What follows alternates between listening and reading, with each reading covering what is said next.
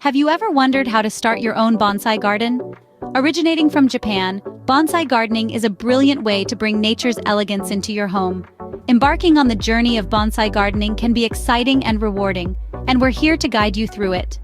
The first step in creating a bonsai garden is selecting the right tree. From junipers to ficus, each tree variety offers unique aesthetics. Consider your local climate and the tree's placement, be it indoors or outdoors.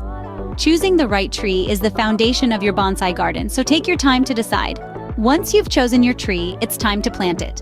Planting a bonsai involves more than just soil and a pot. Opt for bonsai-specific soil for optimal growth. Choose a suitable pot, remembering, the tree's health is paramount. With your bonsai tree now planted, you're well on your way to having your very own bonsai garden.